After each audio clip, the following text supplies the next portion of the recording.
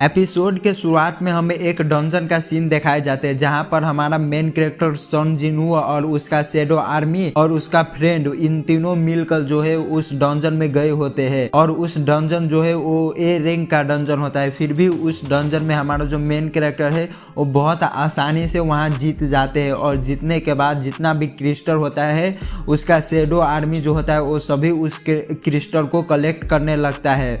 और तभी उसका जो फ्रेंड होता है वो सोचता है आखिर मैं किसी भी काम का नहीं हूँ, मैं एक क्रिस्टल तक भी नहीं जमा कर रहा हूँ। तभी जो उसका शैडो आर्मी में से एक बंदा आता है और उसे क्रिस्टल देते हैं। ये देखकर उसका फ्रेंड जो है वो रोने लगता है। इसके बाद सीन चेंज होता है, हमें दिखाया जाता है एक और डंजन का सीन जहाँ पर मेन कैरेक्टर का जो फादर होता है उसे दिखाया जाता है। और मेन कैरेक्टर का जो फादर है वो बोलते हैं उसे कि एक बंदे होते हैं उसे बोलते हैं कि मुझे घर जाना है, I want to go home. और ये इंग्लिश लैंग्वेज में बोलते हैं। और बोलने के बाद जो है उसे कोरिया के एक सेल में लेकर आ जाते हैं और सेल में उसे रखते हैं। सेल में रखने के बाद जो है हमारा जो मेन कैरेक्टर है उसका सीन दिखाया जाता है। और वो फिर से वो की का इस्तेमाल करके जो फर्स्ट सीजन में जो की होता है एक डंजन का की, उस की का इस्तेमाल करके वो फिर से उसी डंजन में जाते हैं। और इस बार जो है वो 50 लेवल तक जो है वो रीच कर लेता है। और 50 लेवल तक रीच करने के बाद उसके पास जो है वो दो जो होता है वो एलिमेंट हो गया होता है। एक्सिली ऑफ लाइफ के लिए उसके पास 2 एलिमेंट हो गया होता है, सिर्फ एक ही एलिमेंट बाकी होता है।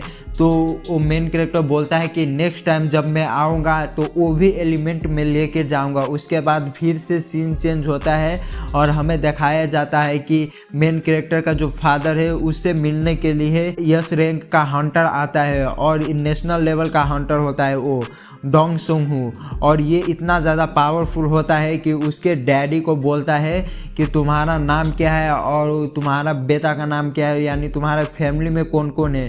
तभी सन जिनवू का जो फादर होता है वो बोलता है कि मेरा बेटा का नाम सन जिनवू है। तो इतना सुनने के बाद जो होता है वो जो डॉन सनवू होता है यस रैंक का हंटर, नेशनल लेवल हंटर, वो बोलता है कि अब तुम्हारा बेटा का लास्ट टाइम आ गया है, उसका जान मेरे हाथ से ही जाएगा। और ये जो बोलता है वो पूरे पावर अपने दिखा के बोलता है कि मैं इतना ज़्यादा पावर हूँ। मेन कैरेक्टर को फादर को दिखाते हैं।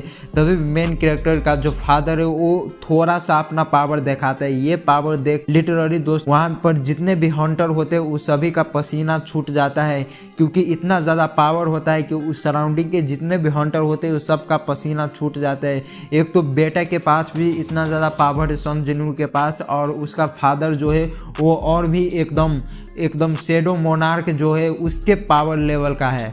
यानी आप सोच सकते हो कि एक शैडो मोनार्क का पावर क्या है, और उससे ज़्यादा भी उसका पावर है सन जिनवू का फादर का।